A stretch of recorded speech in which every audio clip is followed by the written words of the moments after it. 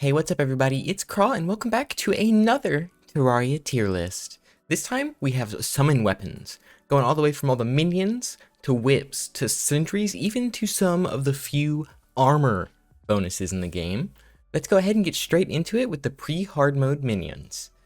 First up, we've got Abigail's Flower. Abigail's Flower can be obtained as soon as you start the game, and it gets a straight damage buff into hard mode, letting her deal lots of good damage. Very solid overall. I'm going to put Abigail's Flower into A tier.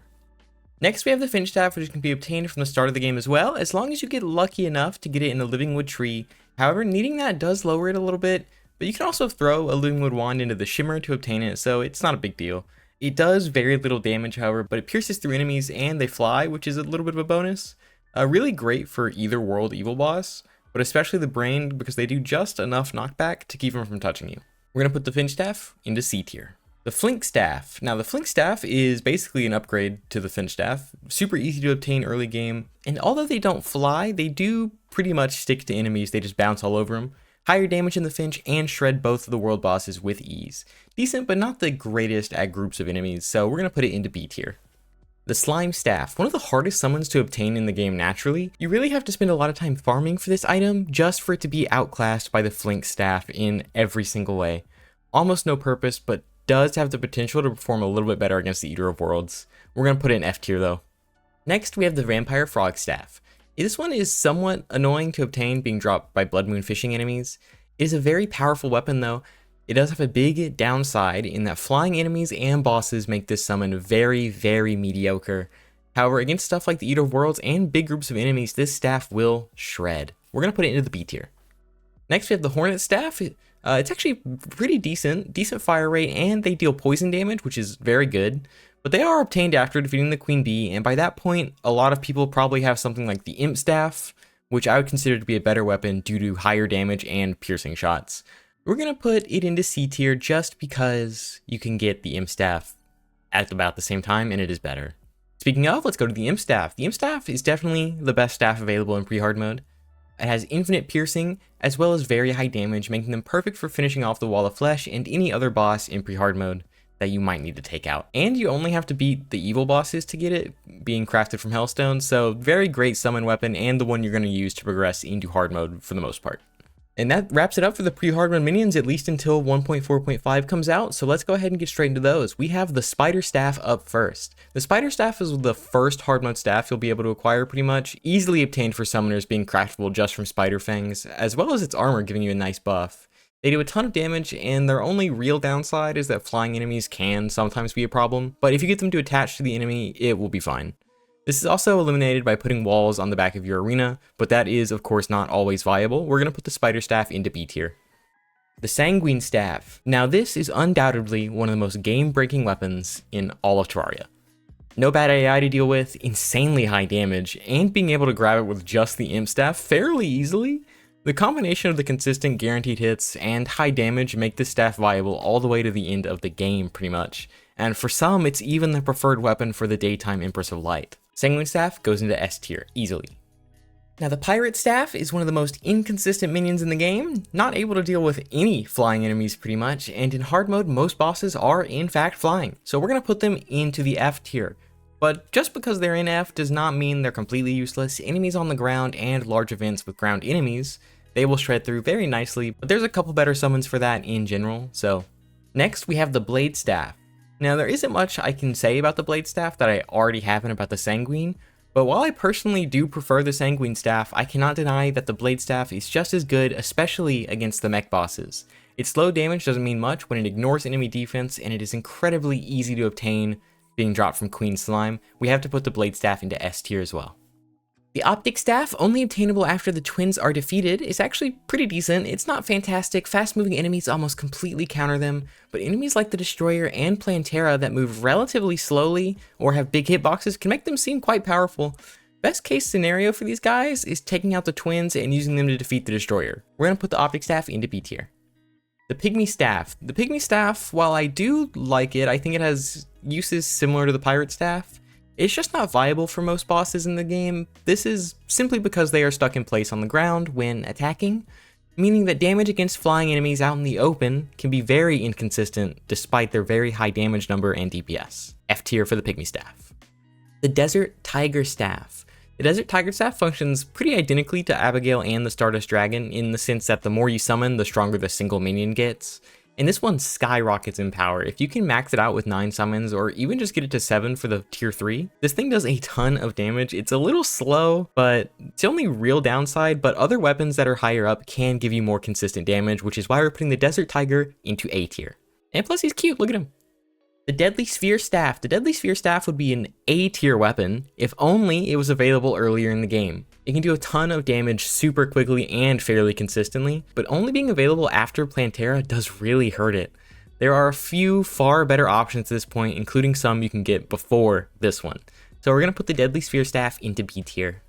The Raven Staff is basically just a hard mode Finch Staff. It doesn't do anything unique, and outside of a high damage number, the birds are a little too slow to really keep up with the competition. It does have a decent chance at the Moonlord, however, due to how little the hands and core move, which is keeping it above F just barely, putting it into C tier. Next up, we have the Xeno Staff, and this is a post-golem weapon, and it sure does act like one. The damage is very consistent since they can't really miss their attacks, and they even have some very nice viability against the Daytime Empress of Light, but it just can't compete with the Sanguine or other S tier weapons in terms of availability and use in the game, so we're just going to put it in the A tier. Still very great though. Next, we have the Tempest Staff, and I actually do like the Tempest Staff. It does a very large amount of damage, but at the point where you'll be beating Fishron in a normal playthrough, it's almost completely useless. It's too slow to deal with the Empress or the Moonlord.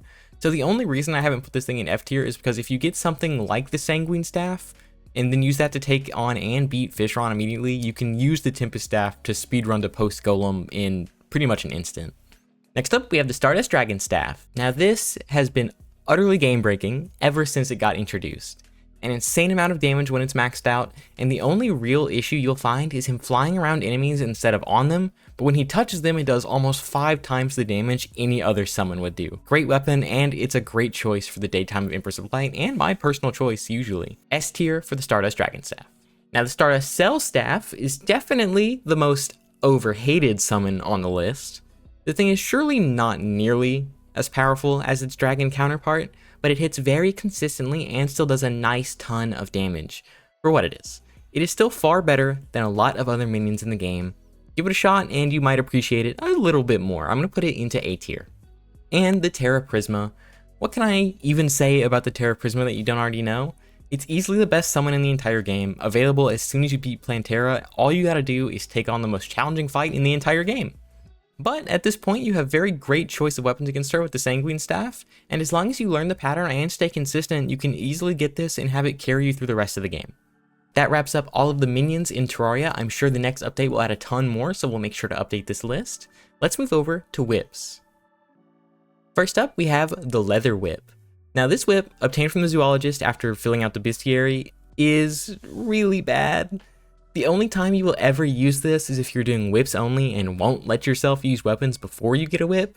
Terrible, bad range, and the damage fall off when hitting multiple enemies is god awful. F tier for the Leather Whip. Next, we have the Snapthorn. This is very easily crafted with just a few jungle trips. It's insanely good and not a big damage boost from the Leather Whip, but it has a way higher range, it has increased speed while attacking, and it poisons the enemy. It does so much stuff and is what you'll be using for most of Pre-Hardmode, at least until 1.4.5 comes out. We're going to put the Snapthorn into A tier. The Spinal Tap. Now, the Spinal Tap is not bad, but it suffers from one really big issue. You use it for exactly one boss. After beating Skeletron, you get the Spinal Tap, and then you beat the wall, and it's immediately fodder for your chests. And that's not even the worst thing, it's just not that great overall. It does better damage against large groups, which is useful for the Hungries in the wall fight, but again, that's it. It's a whip specifically made for the wall and almost nothing else. We're going to put it into C tier. Moving into hard mode, we have the Firecracker. Similarly to the Spinal Tap, the Firecracker is the whip you might just instantly replace it with, and it's used for the exact same thing. You use this weapon to go get a new whip as soon as you get into hard mode. So I have to treat it the same as the Spinal Tap and put it into the C tier. Now the Cool Whip is actually one of my favorite whips in the entire game. The extra damage that the Snowflake applies is super awesome, and this is the weapon you'll use to just shred through the Destroyer when using whips. I don't think it's S tier worthy because it does lack some of the better abilities of whips, but it's a fantastic option that you should use in any playthrough. I'm going to put the Cool Whip into A tier. Now the Durandal is just kind of a whip. It doesn't do anything super crazy, but it's a whip that you don't go out of your way to get. You're going to make this thing 100% of the time when playing Summoner, and it consistently stays with you for the full playthrough so that you can utilize the advantages that whip stacking gives you to the late game whips. Fantastic weapon that you'll use for a very long time, and you'll grow to love it dearly as it sits in your inventory. S tier for the Durandal. The Dark Harvest. Now this might be weird considering how I just talked up the Durandal and its whip stacking. And the Dark Harvest is basically the same thing, but it does more damage and an equally, if not faster, swing rate. But the issue with this is that you need to go so far out of your way to go deep into the Pumpkin Moon and hope it drops from the Pumpkin. However, once you do, we cannot deny its great use for whip stacking like the Durandal, and combining the two, it's just not as easy to obtain. I'm going to put it in the A tier. The Morning Star. I don't know if it's just me, but the Morning Star just doesn't do it. Like, it does an insane amount of damage with an insane amount of range, but the slow whip rate and the absolutely necessity of needing to whip stack with this makes it a little harder to use, and you have to go to the dungeon to grind it. It's also almost mandatory to get the best whip in the game, which, you know, we're gonna put it into B tier. It's good, but it's just annoying to use. Final up of the list, we have the Kaleidoscope. I don't know if I even talk about this thing. It does just an absolutely crazy amount of damage with a decent whip speed without needing to stack, but once you do stack, it just shreds absolutely crazy. It is a weapon definitely deserving of S tier, and hopefully, once 1.4.5 comes out, it introduces some even better and crazier whips to the game. Looking forward to it. Let's move on to Sentries. Starting off with the Sentries, we have the Houndius Shootius. Drops from Deerclops. It honestly didn't seem great when I was using it. I used a lot of the Sentries for the first time doing this video, and it has a decent chunk of damage, but it fires very slowly and does very little against all bosses, which isn't great when you need to take down a boss to get it. So we're gonna put it into F tier. Keep in mind that Sentries in the grand scheme are all S tier because it's free damage when you don't have to do anything, but we're looking at the Sentries separately here. Next, we have the first of the Tavern Keep Sentries, the Lightning Aura Rod. Now, this is actually pretty decent. The AoE is great for bosses like the Eater of Worlds and the first phase of the Brain. Once the Brain goes into its second phase, or a boss is hard to hit, it's almost completely useless because it doesn't do enough knockback or damage. But I'm going to put it into C tier for that really nice use against the Eater of Worlds. Next, we have the Flame Burst Rod. Slow fire rate with a minor AoE explosion. Higher damage, but overall far less DPS than something like the Lightning Aura Rod. It has similar issues to the Houndius Shootius, so I'm going to put it in F tier as well. The Explosive Trap Rod, it's just a worse lightning rod, less consistent damage due to its lower radius. F tier weapon, I don't like it. The Ballista Rod, as far as I could tell, this was the only Sentry that I was able to kind of see where I wanted to aim, and it has piercing. Other than that, it's not much better than any of the others, but piercing is important, and it's probably the best one for the Wall of Flesh, so C tier for the Ballista Rod. Moving into hard mode, we have the Queen Spider Staff. Finally, the first decent Sentry in the entire game. Good enough to stand on its own as a weapon. The only really viable way I can see you using it, however, is taking out the twins or one of the other mech bosses with a massive arena, because you can just run in a straight line, and using it to unlock the next set of Tavern Sentries. We're going to put it into B tier though, it's way better than the others. Next, we have the Lightning Aura Cane. The Lightning Aura Cane is a very substantial upgrade to the Rod version, so much so that with it and the Monk's Armor buff, you can easily melt Master Mode Destroyer in just a couple minutes. It definitely does better when facing enemies like the Destroyer and large groups, but we're going to put it in B tier just the same. Next we have the Flame Burst Cane. It's actually somehow just as worthless as the first one. Faster fire rate is nice, but even the boost from having the special armor set does not make it worth using over anything else. F tier for the Flame Burst Cane. The Explosive Trap Cane, definitely more viable than the previous version, as well as more viable than the Flame Burst. Great against invasions like the Pirates and the Goblins, and it can be used against the Destroyer pretty efficiently. We'll put it into the C tier. The Ballista Cane. Now this is barely any better than the first one. For the area that we're at, none of these really provide great options for bosses like Plantera. It's far too slow, requiring you to get hit with the Squire armor for them to shoot faster, but its DPS is higher than the Flame Burst with its piercing. Either way, it's still an F tier. The Staff of the Frost Hydra. Very solid range Sentry, high fire rate and high damage. First Sentry in the entire list I would consider A tier, and that's exactly where we're going to put it. Even as its own weapon, it is very usable. we have the Lightning Aura Staff, the final upgrade line to the Tavern Keep Sentries. Now, while this weapon does do an insane amount of damage and has a super large range, it just isn't built for the late game bosses. It will absolutely shred through most of the late game events, but when it comes to using it in boss fights, it's more of a hassle than anything else. The Flameburst Staff. Now, the only thing going for this weapon is its high damage and the explosive AoE. Otherwise, most bosses move far too fast for it, and it won't make the most difference in a fight, and not at all as a weapon itself. I'm gonna be nice and just put it in the C tier, because it's the best one, but you're never gonna use it. The Explosive Trap Staff, similar case to the Lightning Aura Staff here, absolutely insane damage, some of the highest you can see in the game, when you're facing an enemy that can be hit multiple times and doesn't move a ton. The Lightning Aura just has the upper edge due to its wider radius, so we're gonna put it into the C tier. The Ballista Staff, exactly the same things that were wrong with the first one and the second one are here. Great damage, terrible use case as its own weapon for these fast late game enemies, even with the panic bonus from its special armor set. So, Ballista Staff, F tier, sorry. Next up we have the Lunar Portal Staff. Now this does really sadden me, because this thing is so broken, it's so good, you just can't get it until after you've beaten the game. The Moonlord drop, and the only thing I could see you using this for is the Daytime Empress of Light to try and get the Terra Prisma. I'm gonna put it into S tier just because Sentries are so mediocre. Now the Rainbow Crystal Staff, also a Moonlord drop. While being one of the coolest looking weapons in the game, its ability is just a little bit less powerful than the Lunar Portal Staff. It has a larger spread but much shorter range, which doesn't mean much when the Lunar Portal Staff does a giant sweeping laser attack. So I'm gonna put it into A tier. It's still very good though.